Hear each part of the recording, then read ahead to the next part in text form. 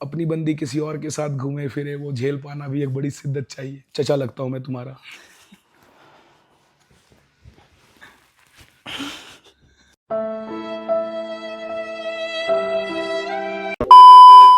Hello guys, welcome to YouTube channel अवेसना mates. मैं सिर्फ जकरिया आलम वाले। आज हमारे गेस्ट है एक ऐसे प्रोफेसर जिन्होंने पीएसएम जैसे ड्राई सब्जेक्ट को हमारे लिए काफ़ी आसान कर दिया है। पीएसएम के इंपॉर्टेंट टॉपिक्स जानने के लिए वीडियो के एंड तक जरूर बने रहे and make sure to subscribe our YouTube channel for interesting medical interviews. Thank you so much.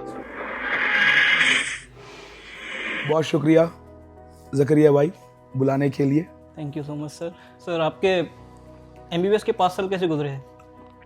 Awesome भाई, जो लोग कहते हैं कि एमबीबीएस में स्ट्रगल है या फॉरेन में आके पढ़ने में स्ट्रगल है, वो एक्चुअली भूल जा रहे हैं कि 2-2.5 साल 3 साल उन्होंने पार्टी मस्ती दोस्ती भी तो करी है, दोस्तों के साथ एंजॉय भी तो किया है।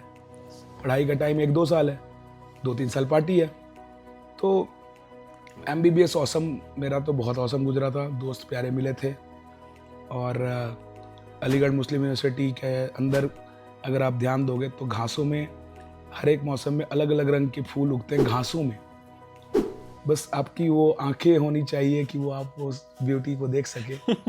तो बहुत प्यारी जगह थी, लोग सच्चे दिल के प्यारे लोग, और मज़ा ही आ गया।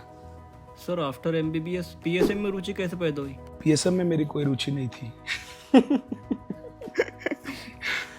मेरी रुचि थी कि मुझे एम्स न्यू दिल्ली जाना है। फर्स्ट ईयर में जब मैंने ज्वाइन किया था तो एमबीबीएस के टाइम में एम्स की वेटिंग लिस्ट 75 रैंक पे थी मेरी, और उस टाइम 55 सीटें थी जब मैं 2006 की बात कर रहा हूँ। चचा लगता हूँ मैं तुम्हारा। तो उस टाइम में ये था कि एम्स में एमबीबीएस करने का मन था, हुआ नहीं, अलीगढ़ में हो गया। Yes sir. पापा चाहते थे बीएचयू, मैं चाहता था एम्स। एम्स का ए आ गया, बीएचयू का यू आ गया। Yes sir. वो बीच में एम मुस्लिम हमारे प्यारे भाई आ गए। क्या बात है सर। तो इससे क्या हुआ कि मैं एमयू पहुंचा तो एम्स की ख्वाहिश अभी बाकी रह गई। तो मैंने पापा जी को बोल दिया गलती से कि निकालूंगा पापा एम्स। अब मैंने तो गलती से बोल दिया, वो ले लिए सीरियसली। हर बात पे पूछे कि एम्स निकल रहा है ना बेटा, कभी कभार 1-2 महीने। और शुरू में तो मैं पढ़ता था, फिर 1-2-1.5 साल होते होते फिर और भी जो काम होते हैं इंटरेस्टिंग एमबीबीएस में वो करने लगा, और पढ़ाई पे थोड़ा ध्यान कम हो गया। लेकिन पापा ने वो पूछना नहीं छोड़ा। तो शुरू में जोश में बोलता था, फिर धीरे धीरे हाँ होगा, हाँ होगा, हाँ होगा। लेकिन वो सपना मैं देखता रहा लगातार कि मैं एम्स में पीजी कर रहा हूँ, ऑलरेडी एप्रन पहन के घूम रहा हूँ, और यहाँ तक सोच लिया था मैंने कि प्रोफेसर्स को अपने घर में बुला रहा हूँ और उनको डिनर दे रहा हूँ, पार्टी दे रहा हूँ, जो एक्चुअली पीजी होने के बाद कभी नहीं बुलाया, ना कभी दिया। लेकिन ड्रीम मैंने इतने डिटेल देखे, इतने डिटेल ड्रीम देखे। मैं ये सोचा कि हर साल वहाँ एम्स में पल्स होता था, मैं अलीगढ़ से पल्स में जाता था भाग करके, और अकेले उनके लेक्चर थिएटर्स में और एम्स हॉस्पिटल में घूमते रहता था। लेक्चर थिएटर्स में जाके बैठ जाता था, क्लास भी नहीं चल रही है, बस बैठ जाता था। मुझे एम्स इतना ज़्यादा दिल से पसंद था और मैं उतना ड्रीम देखता था कि उसके आगे से मुझे याद है अभी भी गुजरता था बस से तो मैं झुक के उसको प्रणाम करके गुजरता था, सलाम करके गुजरता था। तो मेरा एक ये कहना चाह रहा हूँ मैं इस बात को कि अगर आप ड्रीम देख लो पॉजिटिव, जिसको आप पूरा डिटेल में देख लो, तो पता नहीं कैसे ये सिर्फ एक फिल्मी डायलॉग नहीं है, एक्चुअली आप पाओगे कि वो ड्रीम पूरी करने के लिए कायनात आपकी ओर साजिश करने लग जाती है ना।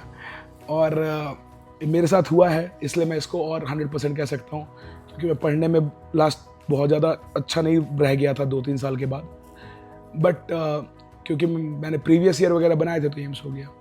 एम्स होने के बाद मेरे रैंक पर जो जो सब्जेक्ट आ सकते थे उसमें से एक पीएसएम था और कुछ पैथो था और ये सारी चीज़ें थी जैसे कि फिजिकल मेडिसिन, रिहैबिलिटेशन और ये सब। और दूसरा मेरे पास ऑप्शन था कि मैं अलीगढ़ का एग्ज़ाम दूं और रेडियो ऑर्थो जैसी ब्रांचेस लूँ, क्योंकि अलीगढ़ में इंटरनल रिजर्वेशन हुआ करता था। 2011-12 की बात बता रहा हूँ मैं, जब मैं पीजी दे रहा था तो 50% सीट वहाँ के एमबीबीएस बच्चों के लिए फिक्स होती थी। तो मेरे पास एक तरफ सारे ब्रांच के ऑप्शन थे, एक तरफ और अलीगढ़ में, और एक पीछे ब्रांच के ऑप्शन थे एम्स में।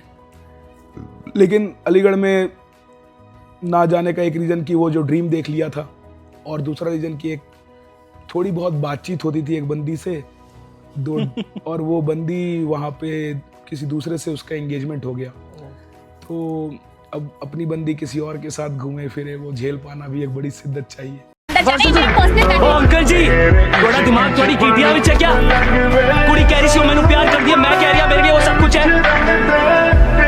ये बताओ थोड़ा मेरे नाम ब्लडी सर्जन, मैं रोड साइड रोमिया नहीं हूं मैं। फिर मुझे लगा अगर एम्स हो जाएगा तो मेरे छोटे भाई बहन भी दिल्ली आ जाएंगे। तो फिर मैंने इस तरह से सोचते हुए सोचा, और काउंसलिंग से पहले मेरे पास 10 दिन थे डिसाइड करने के लिए कि पीएसएम लेना है कि नहीं, क्योंकि 825 रैंक मेरी, मैं एम्स 2013 में आई थी और उस टाइम सिर्फ एम्स न्यू दिल्ली था पीजी के लिए, यूजी थे बट पीजी नहीं था। तो मेरे पास रैंक आ गई थी। अब मेरे पास टाइम था सोचना कि ये पीएसएम ब्रांच अच्छी है कि नहीं, ये मेरे जीवन के लिए अच्छी है कि नहीं। और सिर्फ पीएसएम में ही मुझे ग्रेस मार्क्स से पास हुआ था एमबीबीएस में, यानी आप कह सकते हो एमबीबीएस में मैं सिर्फ एक सब्जेक्ट में फेल हुआ था, वो पीएसएम ही था। ओहो। हाँ। और ऐसे ये जैसे कई मूवी का डायलॉग भी है कि डेस्टिनी आपको वहाँ पहुँचा देती है, कई बार जिस रोड को आप छोड़ के जाना चाहते हो वो वहीं पहुँचा देती है आपको, अगर है तो, है ना, मतलब Yes, जैसे this is true. ट्रू।